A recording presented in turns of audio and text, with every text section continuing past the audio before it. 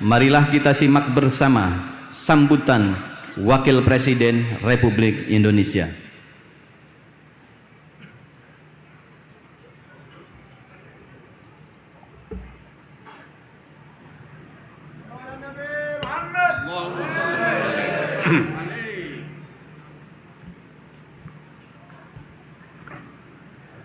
Assalamualaikum warahmatullahi wabarakatuh.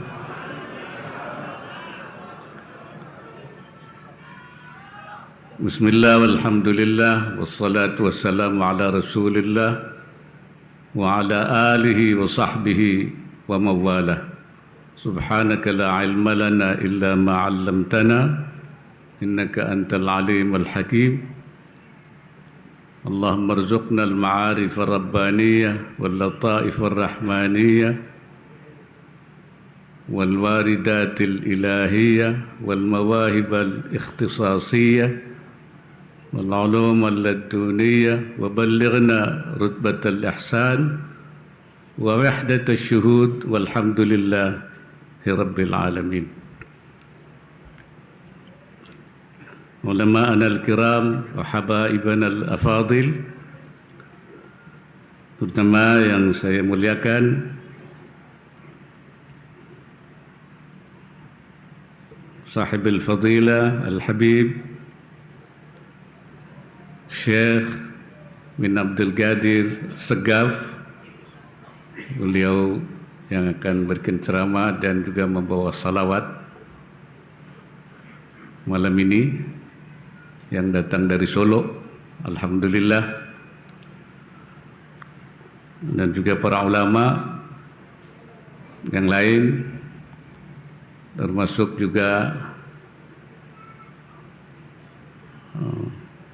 yang saya hormati adinda dari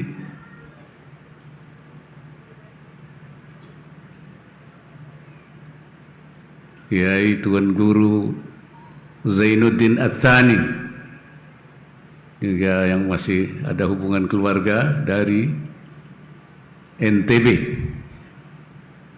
pengurus dari Nahdlatul Watan NTB bersama keluarga. Yang saya hormati Menko Polhukam Pak Profesor Mahfud MD, Wakil Menteri Agama Republik Indonesia, Ketua Umum Partai Persatuan Pembangunan Pak Mardiono, yang mewakili Kapolri, Gubernur Jawa Timur Ibu Khafifah Indar Parawangsa, terima kasih atas kehadirannya. Pejabat Gubernur Banten dan para ulama, para pimpinan pondok pesantren, hadirin dan hadirat sekalian yang saya muliakan. Sekali lagi saya ingin menyampaikan, walaupun sudah disampaikan oleh Ketua Panitia, terima kasih atas kehadiran Bapak Ibu sekalian pada haul Syekh Nawawi Al-Bantani yang ke-130, yang tentu banyak sekali memberikan pelajaran-pelajaran, bimbingan-bimbingan keagamaan, khususnya bagi umat Islam Indonesia, bahkan Islam di berbagai negara, baik melalui murid-muridnya seperti Syekh Khalil Bangkalan, Hadratus Syekh Khalil Bangkalan, Hadratus Syekh Hashim Asy'ari, pendiri Nahdlatul Ulama, pimpinan pesantren Tebuireng, Kiai Ahmad Dahlan, juga pendiri Muhammadiyah dan pendiri Tarbiyah Islamiyah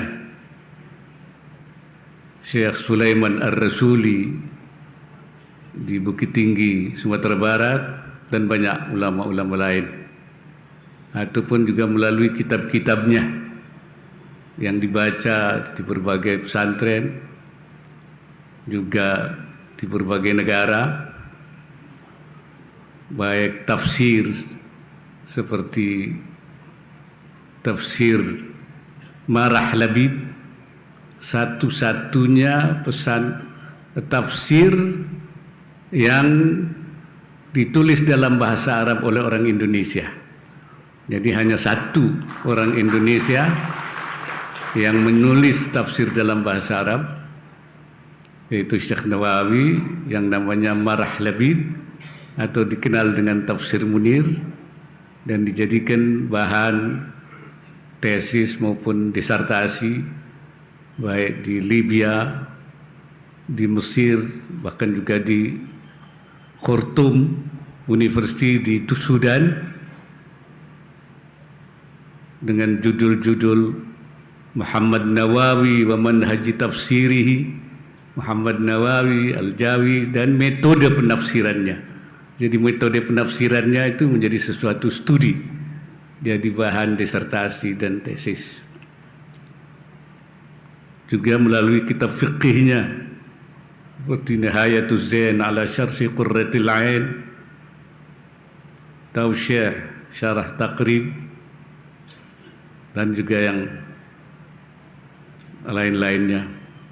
Di dalam tauhidnya seperti Fathul Majid, Tijanud Darari yang dibaca di mana-mana. Kitab tasawufnya seperti Maraqil Abudiyah, seperti Salalimul Fudala yang juga dijadikan tesis di McGill University di Kanada, dan juga Syarah Hikam. Beliau menamakannya itu Misbahul Dhulam ala Nahjil Atam fi Tabwibil Hikam. Jadi beliau tidak mengatakan fi Syarhil Hikam, tapi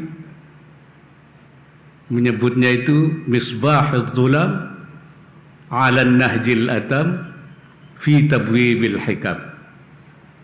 Karena katanya beliau pernah diminta untuk mensyarahi kitab Hikam, tapi beliau tidak mau. Karena apa? Karena banyak syarah-syarah Hikam itu sudah ditulis.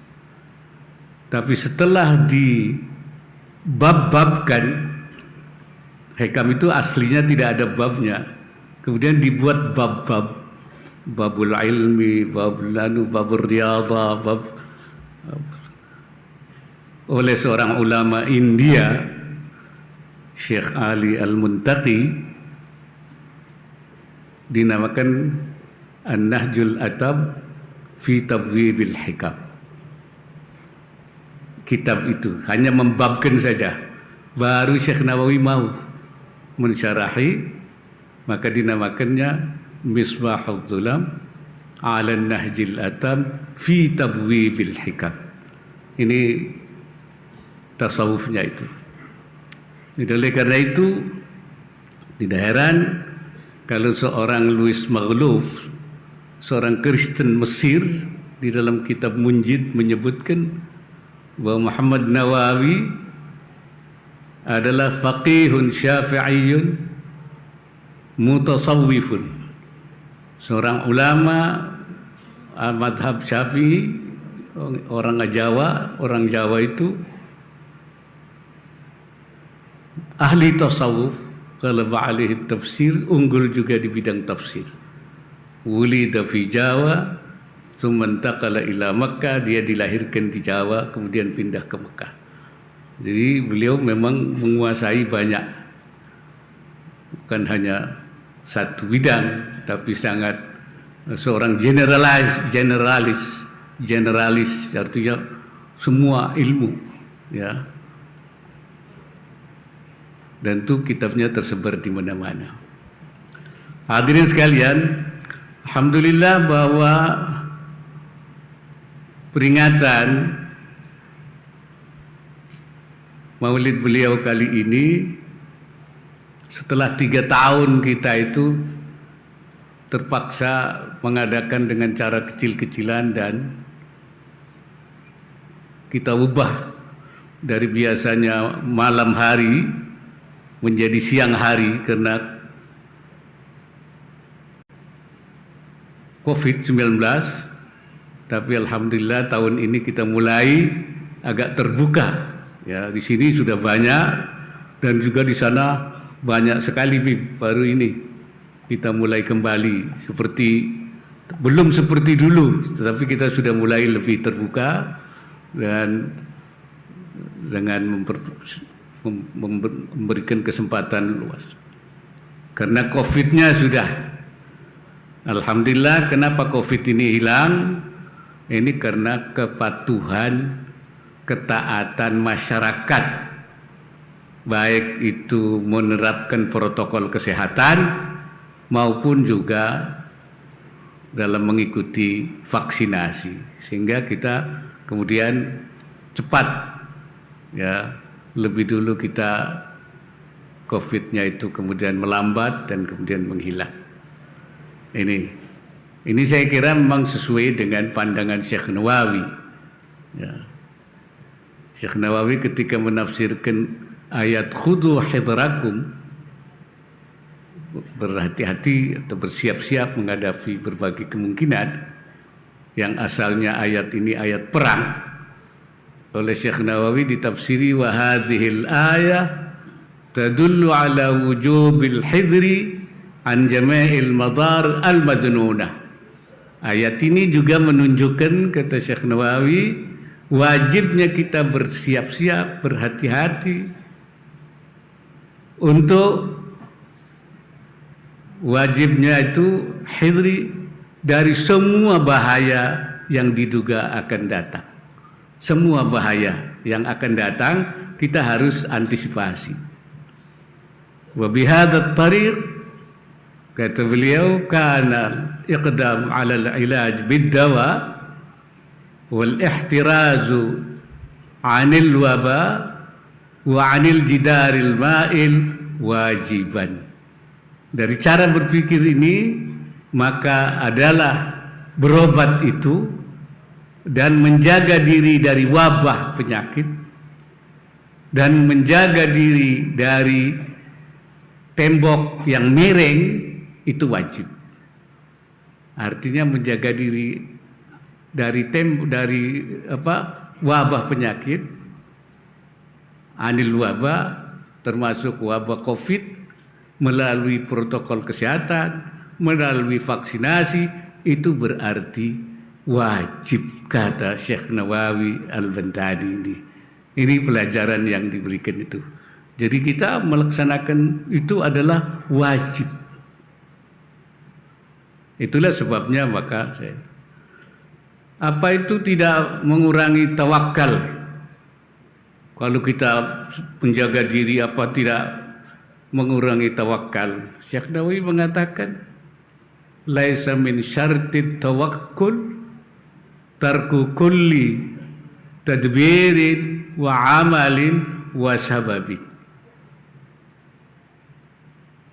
Tawakal itu bukan syarat tawakal kemudian kita meninggalkan semua sebab, pemikiran, amal, perbuatan. Itu bukan menjadi syarat tawakal.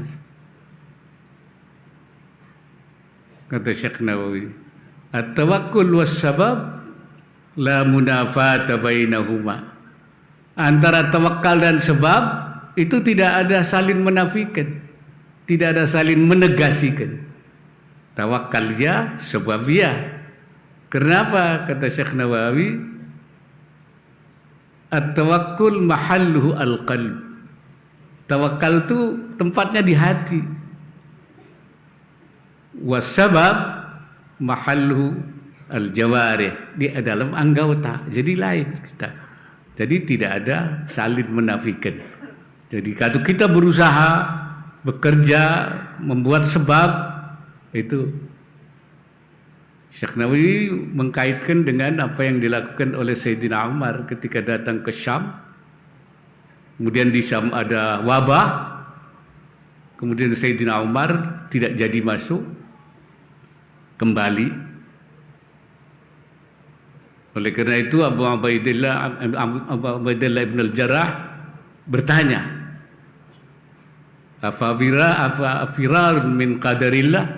Apa kita itu lari dari qadar Allah? Kok tidak masuk karena ada wabah? Apa tidak itu berarti firar an qadarillah? Katanya Sayyidina Umar, na'am, iya. Nafirru min qadarillah ila qadarillah. Kita itu lari dari qadar Allah kepada qadar Allah yang lain. Jadi menghindari wabah itu juga qadar Allah. Kita lari daripada masuk. Jadi itu pandangan yang diambil oleh Syekh Nawawi. Begitu juga ketika terkait dengan rizki. Syekh Nawawi mengatakan irtibatur rizki ma'as sabab innama huwa tasyri'un. Mencari rizki dengan sebab, rizki dengan sebab itu adalah syariah.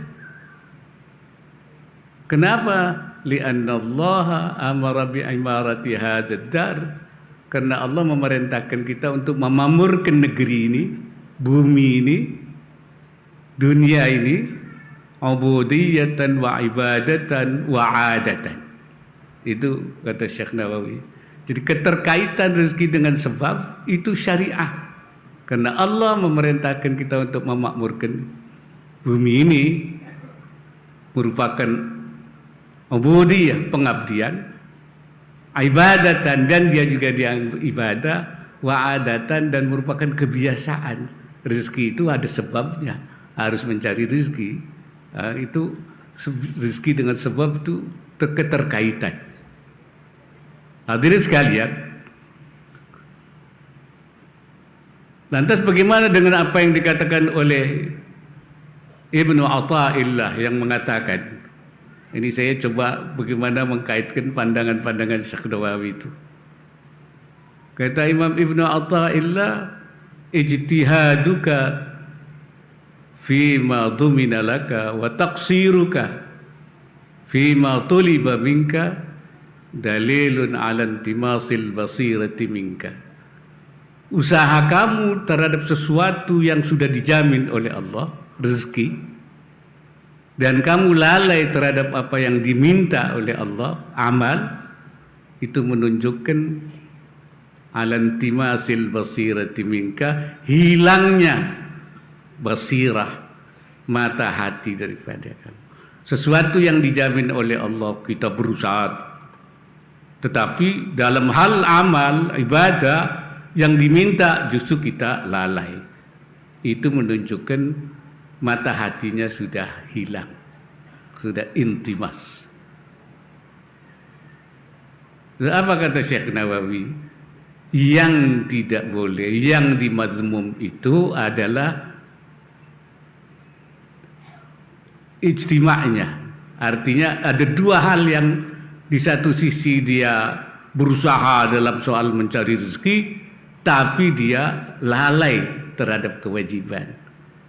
Wa ambal ijtihad fi talabir rizqi ma'a qiyami huquqillahi ta'ala min ghairi taqsirin falaysa dalilan an umyi ainil qalbi. Tetapi berijtihad mencari rezeki dengan menjaga hak-hak Allah dan tidak lalai, itu bukan menunjukkan mata hatinya itu sudah mati. Bal huwal jihadul akbar, kata Syekh Nawawi, bahkan itu jihad besar. Jihad kalau kita mencari rezeki yang halal, tetap menjaga hal-hal yang menjadi kewajiban kita, itu adalah jihadul akbar. Lah bagaimana dengan hadis yang mengatakan man ahabba dunyahu adarra bi akhiratihi. Siapa yang mencintai dunianya, bahaya akhiratnya. Hubbud dunya ra'su kulli khati'atin. Mencintai dunia itu adalah biang daripada berbagai kesalahan. Bagaimana dengan itu? Syekh Nawawi mengatakan, wa amma hadithu man ahabba dunyahu adharra bi akhiratihi wa qaulil Hasan al-Basri mursalan hubbud dunya ra'su kulli khati'atin. Itu hal itu, kata Syekh Nawawi, al-murad hubbul ladzi yahmilu ala irtikabi nahyin wa tadyi'i amrin, yaitu cinta dunia yang membawa kepada melanggar, yaitu perintah-perintah Allah, menyia-nyiakan perintah Allah dan mengerjakan apa yang dilarang oleh Allah. Jadi kita mencari dunia tapi kemudian banyak yang dilanggar, kewajiban banyak diabaikan. Itu yang menyebabkan hilang akhiratnya, yang menyebabkan sumber daripada kesalahan. Wa amma mutlaqul hub fa huwa minal amril jibili. Adapun orang cinta dunia dalam arti proporsional, wajar saja, tidak berlebihan, dengan tetap menjaga kewajiban-kewajibannya, itu minal amril jibili, itu bagian daripada watak manusia, manusiawi itu. Jadi begitu. Jadi beliau mengatakan bahwa yang tidak boleh itu kalau kita mencari rezeki tidak sesuai syariah, ghairu masyru'ah. Ya. Karena kalau tidak syariah itu berarti al-muamalah ghairu masyru'ah fi hukmil adab. Kita berusaha mencari rezeki tidak di atas jalan syariah sama dengan tidak ada. Nothing, not. Walaupun ada. Wal ma'dum syar'an kal ma'dum hissan. Yang tidak ada menurut syarak sama dengan tidak ada secara fisik. Walaupun ada, karena dianggap tidak bernilai. Ghair mutaqawwim, tidak nilainya. Ini pandangan keagamaan. Yang kedua, jangan sampai melalaikan kewajiban kita. La tulhikum amwalukum wala auladukum an dzikrillah. Harta kita, anak kita, kerjaan kita jangan sampai tulhikum, apalagi tuhlikukum, sampai menghancurkan ya kita semua itu. Saya kira itu beberapa hal, catatan-catatan kecil. Salah satu sedikit saja pandangan-pandangan Syekh Nawawi dalam berbagai masalah kehidupan, dalam membimbing umat agar kita itu berada di bawah tahta daui manhajin rabbaniyin, supaya kita di bawah naungan sinar Tuhan, manhajin syar'iyyin, di bawah sinar syariat yang diajarkan oleh Allah Subhanahu wa taala. Demikian sekira, sekali lagi mohon maaf. Mudah-mudahan tahun depan kita adakan lebih luas lagi. Terima kasih kepada Hadratul Mukarram Al-Habib Syekh bin Abdul Qadir Segaf yang malam ini hadir akan memberikan ceramahnya dan juga membawakan salawat yang sangat terkenal di mana-mana, tidak saja di dalam negeri tapi juga di luar negeri. Aqulu qawli hadza wa astaghfirullahal azim. In uridu illa al-islah wa taufiqi illa billah. Wallahu al-muwaffiq ila aqwamit thariq. Wassalamu alaikum warahmatullahi wabarakatuh.